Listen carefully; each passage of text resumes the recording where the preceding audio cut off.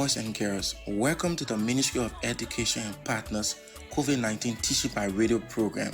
The Ministry of Education and Partners COVID-19 Teaching by Radio program is a 30-minute radio intervention support program that is meant to provide continuous instruction to keep you academically engaged during this stay-at-home period, as well as preparing you, our 6th, 9th, and 12th graders for the pending Liberia Primary School Certificate Exam, Liberia Junior High School Certificate Exam, and West Africa Senior Secondary Certificate Exam when the time comes. Also, in addition to this academic support, the program is meant to provide psychosocial support for learners, teachers, and parents, and also tips on how you as parents and teachers can provide support to your students and children at home. Now, let's join our teacher for today's lesson. The Ministry of Education's COVID-19 Teaching by Radio program, Grade 11 Literature, continuation of the summary of the African novel, Second Class Citizen. Hello class, my name is Linda Y. Dean and I am your teacher for today's lesson for Grade 11. We will continue with the summary of the African novel, Second Class Citizen. Remember, we stopped at where Ada sent her husband Francis to England to study, and she stays in Nigeria to continue working to send him money. In continuation of the lesson, we will continue with Ada. Ada does not give up after she sends her husband to England to study while she stayed in Nigeria to continue working to send him money. She keeps her hopes up, and when her husband writes to her a few months later that he is going to be in England for at least 4 or 5 more years, she decides it is time to make her move. And she goes and convinces her in-laws that it is necessary for her to be in England with her husband and that Francis wants her there, which he did say to her in his letter. She soon books herself and her 2 children first-class tickets on a ship to England. The real struggle begins for Ada as she arrives in England and is welcomed by cold, rainy, and cloudy skies. This foreshadows all that is to come for her later on in the story. That is, the coldness that she met, the coldness, severe cold that met her when she landed in England is a foreshadow of all the troubles that she will experience later on in the story. She is shocked by the grayness. That is, the sun is not shining, the place is cloudy, and so it shocked her. But she will not give up on her dream. Ada has arrived in the United Kingdom, and this is where she goes from a first-class citizen in her native Nigeria to a second-class citizen in England. Some of the main points of struggle for Ada are being a black woman in a predominantly white society. That is, she's a black woman in England where you have more white people than black people. Another one, that is, another point of struggle for Ada is learning of the women's rights movement during the 70s. Because where she's from, there is no women's rights movement there. And then she gets to England, and this is what she learns, that there is a women's rights movement going on there in the 70s. And also the fact that there is birth control available to her, and her struggle to pursue her goal in becoming a writer, and ultimately, between 4 children and a lazy, abusive husband, the time to write. That is, she had to struggle to pursue or to run after her goal to become a writer, and to also struggle to take care of 4 children, to live with a lazy husband that was abusive, and on top of that, to find the time to write because she wants to be a writer.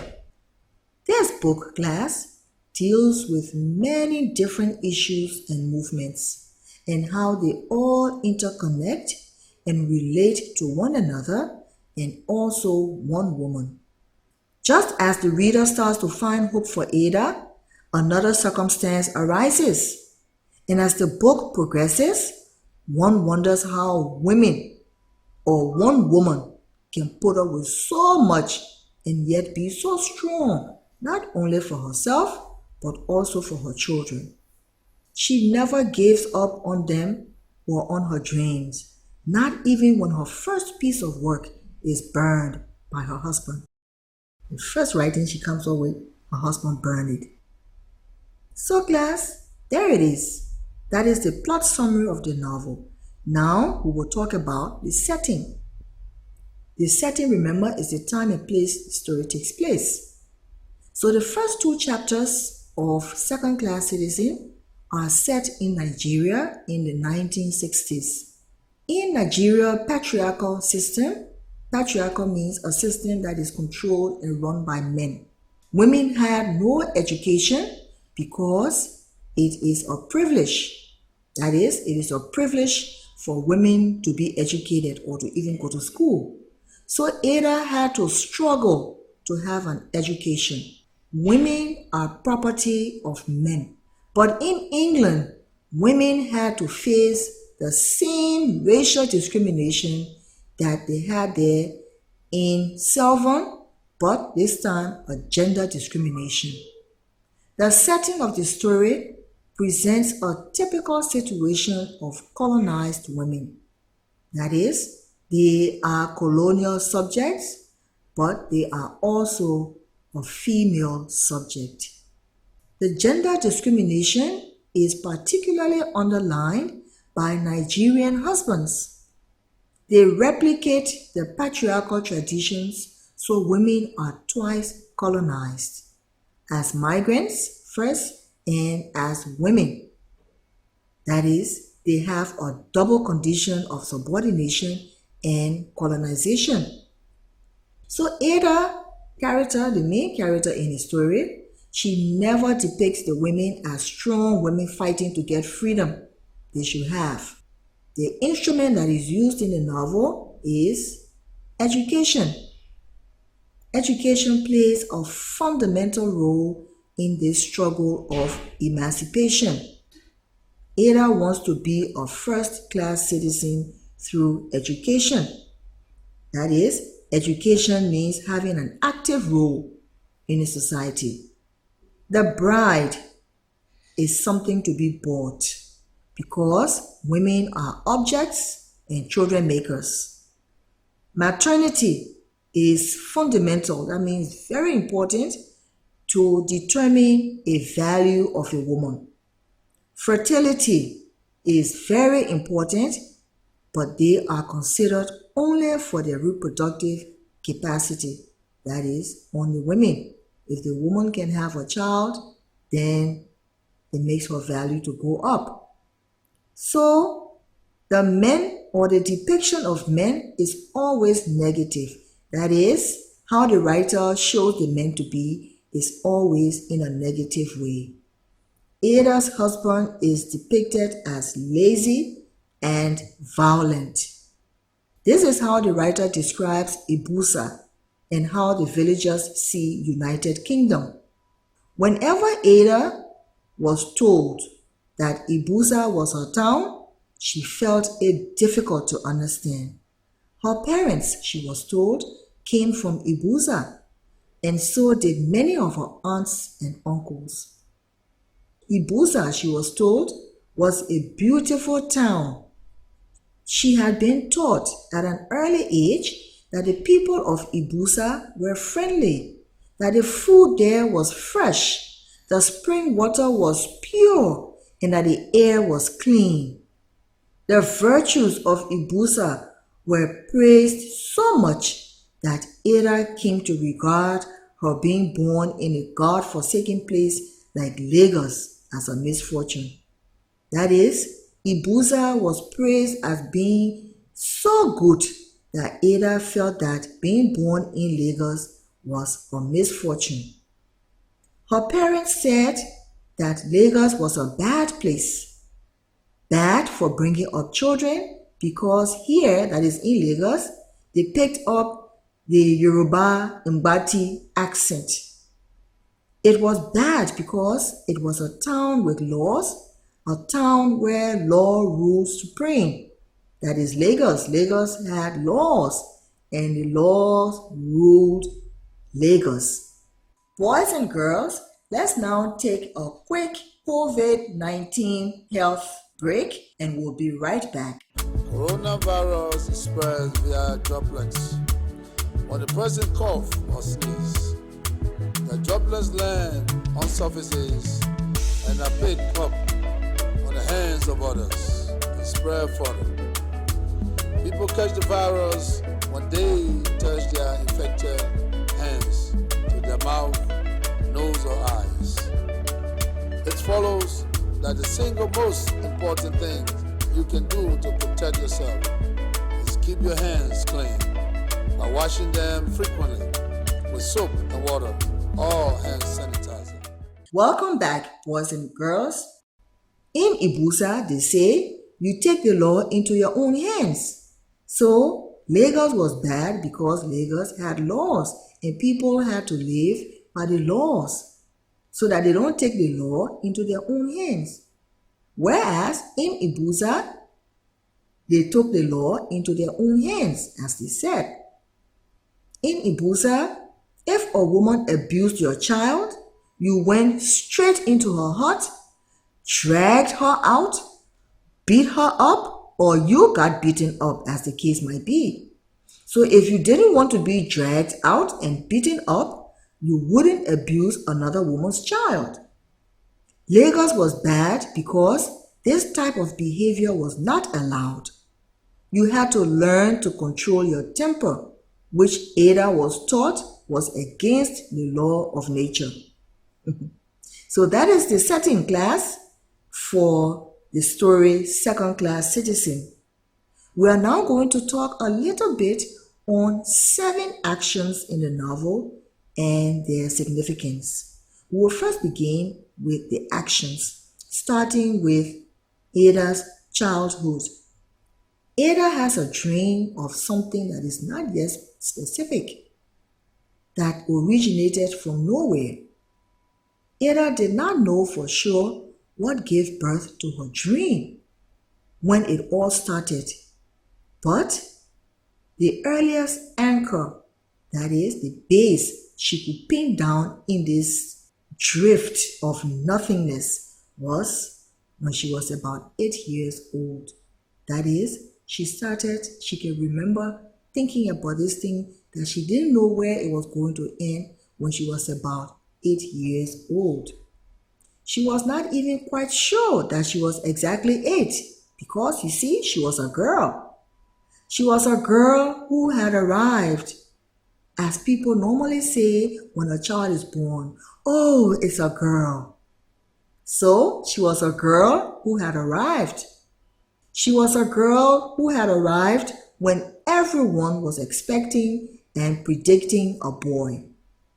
So, since she was a disappointment to her parents, to her immediate family, to her tribe, nobody thought of recording her birth.